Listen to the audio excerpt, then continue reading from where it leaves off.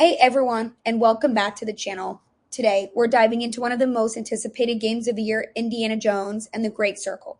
But if you're facing stuttering, freezing, or low FPS, don't worry, we've got you covered. Let's get into the solutions. First up, update your graphics drivers. Outdated drivers can lead to a host of performance problems. For NVIDIA users, head to the NVIDIA website, and for AMD, visit the AMD website. Next, verify your game files. This simple step can often fix corrupted files causing issues.